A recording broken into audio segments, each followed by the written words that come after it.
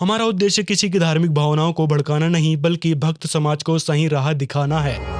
नमस्कार दोस्तों, आज के वीडियो में हम बात करेंगे सोशल मीडिया में काफी चर्चा का विषय रहे प्रेमानंद जी महाराज। सोशल मीडिया पर भी उनकी वीडियोस खूब देखी जाती है। इसका अंदाजा इसी बात से लगा सकते हैं कि प्रेमानंद जी महाराज का सत्संग सुनने के लिए अभिनेत्री अनुष्का शर्मा, क्रिकेटर विराट कोहली से लेकर सिंगर बी प्राक तक पहुंच चुके हैं और भी कई सारे समुदाय के लोग महाराज जी से मिलने आते हैं। लोग बाबा की दिनचर्या ही नहीं, उनकी जीवन शैली और बीमारी को देखकर दंग रह जाते हैं। इसकी वजह है प्रेमानंद जी महाराज की दोनों किडनियां खराब हो जाना है। इनकी दोनों किडनी 18 साल से खराब होने के बावजूद ये जिंदा है। लोग इसी को चमत्कार मान लेते हैं। कुछ लोगों का ये भी कहना होता है कि ये दवा नहीं लेते, लेकिन दोस्तों प्रेमानंद जी महाराज ने खुद बोला है कि इनके जीवित रहने की सच्चाई इनके ट्रीटमेंट पर निर्भर है। डॉक्टर्स के द्वारा इनका निरंतर रूप से ट्रीटमेंट किया जा रहा है। खा करके दिखाया कि देखो ये छाती में यहाँ पाइप पड़ा, ये पाइप पड़ा ना, छाती को चीर करके उसमें डाला गया और सीधे दिल वाली नली से इसके तब वो होता है ना फिल्टर खून पूरे शरीर का 4.5 घंटे उसमें तब होता। दोस्तों पहले तो प्रेमानंद जी के इतिहास पर नजर डालते हैं। पहले महाराज जी शिव जी के पुजारी थे। 13 वर्ष की उम्र में परिवार को त्याग कर जंगल में पहुंच गए। भिक्षा मांगकर भोजन की व्यवस्था करते, फिर गंगा नदी के किनारे जाकर तपस्या करने लग जाते। ये परमात्मा की प्रेमी आत्मा थी। इनको भगवान प्राप्ति की चाह थी, जिसके कारण इन्होंने शिव जी की भक्ति के लिए तपस्या का रास्ता निकाला। लेकिन दोस्तों इन्होंने शास्त्र नहीं पढ़ा कि शास्त्र में तपस्या को वर्जित बताया है। इसके बारे में हम आगे बात करेंगे। फिर जब शिव जी की भक्ति और तपस्या से इनको लाभ नजर नहीं आया, साथ में इनकी किडनी ने भी जवाब दे दिया, तब महाराज जी वृंदावन आते हैं। इनको गौरांगी शरण जी मिलते हैं, जो कि वृंदावन में रहते थे। उन्होंने श्री कृष्ण जी और राधा जी की कहानियां सुनाई। तब से महाराज जी श्री कृष्ण जी और राधा जी के उपासक बन जाते हैं। इनका मानना है कि श्री राधा जी ही सर्वे सर्वा हैं, उनकी ही कृपा से सुख मिलेंगे। कुछ लोगों का कहना है कि प्रेमानंद जी साक्षात श्री कृष्ण के अवतार हैं। इनके दर्शन कर लिया तो मानो आपने श्री कृष्ण जी के दर्शन कर लिया। बाबा जी क्या करते, जैसे किसी को रोग है, किसी को दर्द है तो डॉक्टर के पास जाए, आशीर्वाद से नहीं ठीक होता। कुछ लोग इनके विचारों को सुनकर इनको महाज्ञानी मान लेते हैं। अब दोस्तों हम बात करेंगे इनकी भक्ति साधना के ऊपर। जो भक्ति ये कर रहे हैं और लोगों को इस भक्ति के लिए प्रेरित कर रहे हैं, उसके लिए हिंदू धर्म के पवित्र शास्त्र श्रीमद् भागवत गीता क्या कहती है, जो कि श्री कृष्ण भगवान के द्वारा ही बोली गई है।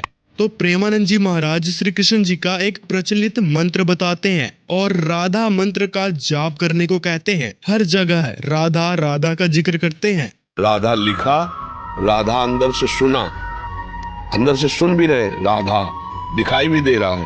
देखा गुरुदेव, आपको खाने में क्या पसंद है? राधा नाम, इसके सिवा कुछ पसंद नहीं। महाराज जी, जब एक बार राधा नाम लेने से पाप नाश हो जाता है तो बार बार राधा नाम क्यों जपना चाहिए? नाम रूपी खंबा गाड़ दो, राधा राधा राधा राधा राधा राधा, जबकि राधा कोई मंत्र ही नहीं है। सुनिए संत रामपाल जी महाराज इस राधा मंत्र के विषय में और राधा जी के विषय में क्या कहते हैं। अब एक किसी ने प्रश्न किया कृष्ण के पुजारी था कि आपका इष्ट देव कौन है?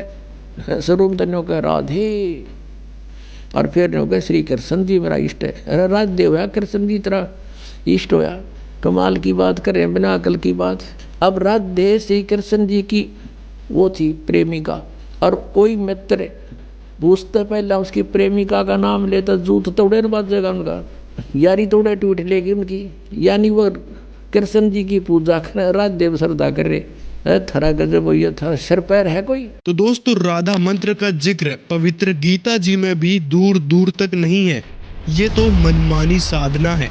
जबकि पवित्र गीता जी, जो कि श्री कृष्ण भगवान ने ही बोली है, उसमें साफ साफ इस भक्ति के लिए मना किया गया है। श्री कृष्ण जी ने अन्य अविनाशी परमात्मा का जिक्र किया है। श्रीमद् भागवत गीता अध्याय 8 श्लोक 13 में कहा गया है, ओम इति एकाक्षरम ब्रह्म व्यवहारन माम अनुस्मरन यह प्रयाति तजम देहम सह याति परमाम गतिम। यानी ओम इस एक अक्षर रूप ब्रह्म को उच्चारण करता हुआ, मुझ निर्गुण ब्रह्म का चिंतन करता हुआ शरीर को त्याग कर जाता है, वह पुरुष परम गति को प्राप्त होता है। तो दोस्तों इस मंत्र से साफ स्पष्ट हो जाता है कि केवल ओम मंत्र के जाप से परम गति यानी मोक्ष मिलेगा, जो ब्रह्म की साधना तक सीमित है। और दोस्तों इस प्रकार के मनमाने मंत्र जाप करना और त्रिदेव ब्रह्मा, विष्णु और शिव जी की पूजा के विषय में पवित्र श्रीमद् भागवत गीता में स्पष्ट रूप से मना किया गया है। देखिए इसका प्रमाण। गीता अध्याय 7 श्लोक 12 से 15 में क्या कहा गया है कि रजगुण ब्रह्मा, सदगुण विष्णु, तमगुण शिव जी की भक्ति तक ही सर्व भक्त समुदाय सीमित है। वो लोग मुझ अविनाशी को नहीं जानते, क्योंकि त्रिगुणमयी मेरी माया यानी ब्रह्मा, विष्णु, महेश तक जो सीमित है, वो व्यक्ति समुदाय मनुष्यों में नीच दूषित कर्म करने वाले मूर्ख हैं। यानी त्रिदेव ब्रह्मा, विष्णु और शिव जी की भक्ति करने वाले भक्तों को गीता जी में ये शब्द कहे गए हैं कि ये मनुष्य में नीच दूषित कर्म करने वाले मूर्ख हैं। और सभी भक्त समाज जानता है कि श्री कृष्ण जी श्री विष्णु जी के अवतार हैं। जब विष्णु जी की भक्ति के विषय में गीता जी में मना किया गया है, तो इसका मतलब साफ है कि श्री कृष्ण जी की भक्ति करने से कोई लाभ नहीं मिलेगा। ये बात हम नहीं, पवित्र श्रीमद् भागवत गीता जी कह रही है। अब दोस्तों प्रेमानंद जी की पुरानी साधना की बात करते हैं। महाराज जी पहले शिव जी के उपासक थे और सुनी सुनाई जानकारी के आधार पर गंगा नदी के किनारे तप करते थे, जबकि तप के विषय में भी पवित्र गीता जी मना करती है। गीता अध्याय 17 श्लोक 19 जो तप मूर्ता पूर्वक हट से मन, वाणी और शरीर की पीड़ा के सहित अथवा दूसरे के अनिष्ट करने के लिए किया जाता है, वह तप तामस कहा गया है। इस श्लोक में गीता जी का ज्ञानदाता तप के लिए स्पष्ट रूप से मना कर रहा है। तप करने वाले को तामस की श्रेणी में रखा गया है। तो दोस्तों यदि आप पवित्र गीता जी को मानते हैं, तो प्रेमानंद जी महाराज की पहले की और इस वक्त की दोनों साधनाएं व्यर्थ हैं। गीता जी के अनुसार इन साधनाओं से साधक को कोई लाभ नहीं हो सकता है। दोस्तों संत रामपाल जी महाराज के ज्ञान के अतिरिक्त अन्य संतों का जो भी ज्ञान है उसका कोई आधार नहीं है, ना ही कोई प्रमाण है। अन्य धर्म गुरु जगत समाज को मनमानी साधना पूजा विधि बताते हैं, जैसे व्रत करना, पितृ पूजा, श्राद्ध निकालना आदि क्रियाएं, जिसका श्रीमद् भागवत गीता में मना किया गया है।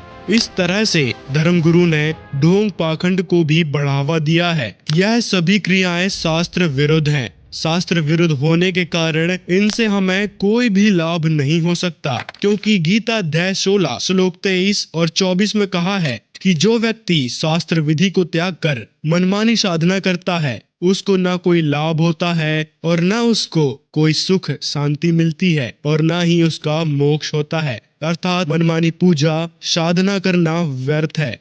अन्य धर्मगुरु जो भी मंत्र जाप बताते हैं, जैसे हरे राम राम राम, राधे राधे, कृष्णा कृष्णा, हरि ओम तत्सत, ओम नमः शिवाय, ओम भगवते वासुदेवाय, महामृत्युंजय मंत्र आदि हमारे पवित्र शास्त्रों में प्रमाणित ही नहीं है। ये सब शास्त्र विरुद्ध व मनमाने आचरण होने से व्यर्थ है, जिस कारण से हमें कोई लाभ सुख शांति प्राप्त नहीं हो सकती और ना ही हमारा पूर्ण मोक्ष हो सकता है, बल्कि शास्त्रों में वर्णित आचरण न करके हम नरक में धकेले जाएंगे। शिक्षित समुदाय से प्रार्थना है कि वह स्वयं अपने सदग्रंथों को उठाकर देखें एवं सही गलत का आकलन करें। वर्तमान समय में पूर्ण गुरु तत्वदर्शी संत रामपाल जी महाराज ही हैं, जिनकी शरण में आने से ही मानव का कल्याण हो सकता है। पूरे विश्व से निवेदन है कि देर ना करके पूर्ण तत्वदर्शी संत रामपाल जी महाराज जी को समझें और उनसे नाम दीक्षा लेकर